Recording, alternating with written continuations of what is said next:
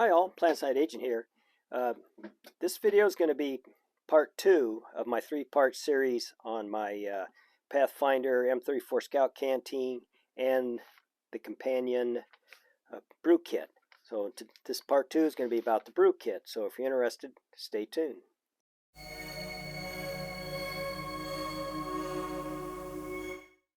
Alright, if you haven't already watched part 1, I go over a review of the canteen itself, and like I said, the links will be in the description. So this video I'm going to go over how I built up this what I call my brew kit, companion brew kit to the canteen. The thinking behind this was I already had this with the cup, and I said if I want to make a brew in the field instead of just using this as a water glass, I'd need some sort of a cook kit, and I wanted to stay with the theme of being small and compact, not getting too big, so that's why I built this pack up. As you can see, it's not much bigger. It's a nice companion. Oh yeah, and if you're wondering, will this canteen fit in this particular pouch? The answer is no. I already tried. You have to get a different design. I might discuss that a little bit later. So anyway, this is one of these little Molly pouches that you can find on eBay all over the place, all different colors. And there's a lot of different models. This particular model has 2 zippers, the front pocket in the little pen or pocket here. So I've used these for all kinds of EDC bags, and they're really nice. And they're not too expensive. You usually get them with free shipping. So just go out to eBay and look for these little nylon Molly pouches. So like I said, they're really nice for all sorts of things. So anyway, to start with, I'll show you what I got in here. I guess we'll start on the outside first, since it's here. This particular one has a little pocket here, and usually on one of my EDC bags, that's what I actually keep in here. I keep one of these Nature Valley power bars, but you could probably slip just about any kind of power bar or candy bar in the front, just to have something to munch on when you're having your coffee. Or I don't know, well, you could probably, whatever you want. You can kind of see the size of it if you're familiar with these bars. You can see what the size of that is. Okay, on the side pocket, I happen to have, picked these up a while back. It's one of those little ferrule rod strikers that come in the little aluminum case. So you got the ferrule rod here, and you got the striker. So I thought, oh, I got it. It's the same size as the, it's pencil size, so it'll fit in the little pocket out here. I think that'd be just about right. And I go ahead and loop the lanyard around the hold down strap here so that it doesn't get accidentally pulled out and dropped. Although it's pretty snug in there right now, but doesn't mean it wouldn't slip out. Murphy has a way of grabbing stuff and throw them off to the side. That's just as a side note. That's why I usually buy bigger packs so I get all my gear on the inside.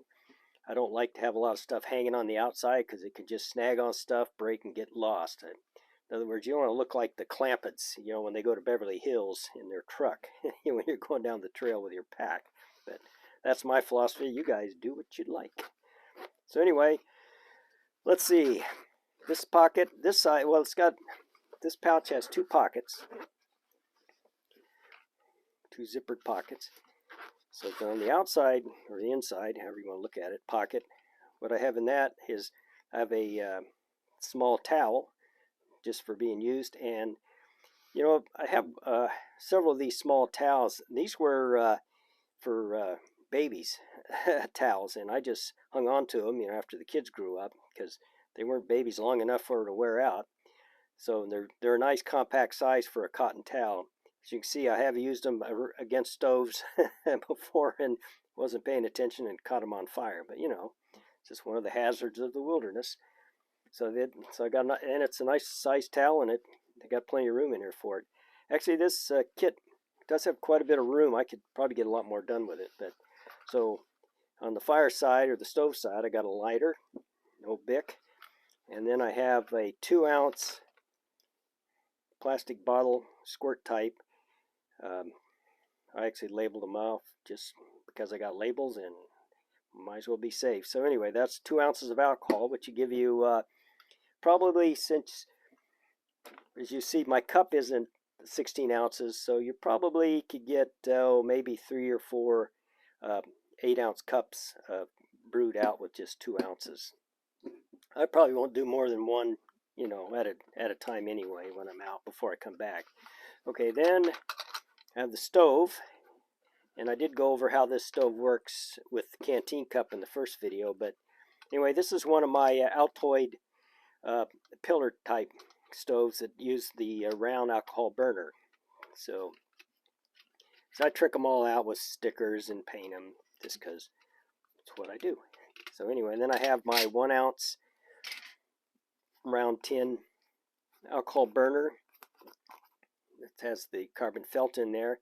Like I said, for everything you see here, like the stoves and stuff, I do have build videos. Just go out to my playlist, burners and stoves, if you want to see how I made these. And I do burn tests and the whole schmeal. So if you're not familiar with my work, if you are, then you know.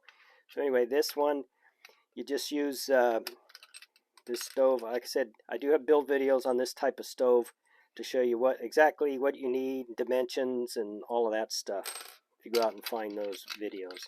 But it uses the 2-inch Chicago bolts. Those are to hold the pot, and they just screw in. Now looking at the bottom, this is the bottom part of the Chicago bolt. Goes in, and then I have a hex nut on top to hold it in place. Then I can just screw these on and make it. There we go. And screw these guys on. If you watched my first video, I've done this once. You can probably fast forward, and unless you just like seeing me fumbling around trying to put these pegs on. Sometimes they're going well, sometimes they don't. There we go. So there's my posts to hold the pot. Like I say, they're kind of rounded, and the pot's a little rounded, so it's not real stable, but it'll work for what I want. Like I said, I wanted something nice and compact, so that's why I went with this stove. And the reason I built a lot of these stoves is it's just something nice and compact. And I do have them in a couple of kits I built up, which I'll probably do videos on later. So anyway, there's your stove, and it will fit on there. So that's there's the cooking part of it. Now on the drinking side, or the coffee side, on the other pocket, what I have is one of those Wildo fold cups, and I use this one because I wanted a cup. I don't like drinking out of stainless steel. I don't like to burn my lip, and by the time it cools down to where you can drink out of it, I don't like my coffee that cold. I like mine hot. I don't like it lukewarm or room temperature. I like it hot. So anyway, so I decided I get a plastic cup, and this is the only one I could find that would actually, have enough capacity and would fit in this kit. So, and these are proven. So this is your standard fold cup there, and this will hold 8 ounces. So there's my cup for drinking, and to brew the coffee, I've got some of these little expanded drip filters that you can find online. I don't remember where I bought these on Amazon or eBay. You'll just have to shop around. So anyway, these fit really nice. I think first time I ever saw these, I think it's Bluegrass Bushcraft uses them quite a bit, and they're pretty cool. So anyway, so there's my drip coffee setup, and then I have a folding spoon. This happens to be a thermos model, which I kind of like. It really will expand out. These are really nice. 2-piece from Thermos. They weren't very expensive either. I really like these. So there you go. That's more than you need for this little cup. You could probably stir it with a stick if you want to add cream or sugar to it. And then last but not least, for me, I have a tin with coffee. Like I said, these are fairly roomy in here, so you could probably, if you need to add cream and sugar to it, you can maybe fit it in here, or slide it in here if you got little containers instead of the energy bar like I use. So, and if you hadn't guessed, we have a label maker. So I got one of these 2-ounce tins, and this will hold enough for 16 ounces of what I usually use as French press, or 16 ounces of coffee. So I actually got this set up, ready to go. Probably do that tomorrow. Go out to Basket Slough and do the third part of this video, which will be the field test. But there's your ground coffee. I like Sumatra. That's the one I usually get. Ooh, that smells good. But anyway, yeah, so I got the spoon so I could put it in the little filter there. So, and this will work nice. And I said all of this will fit in this little bag. And with room for more stuff if I come across something else I want that's not too big on the miniature size. So anyway, that's the brew kit.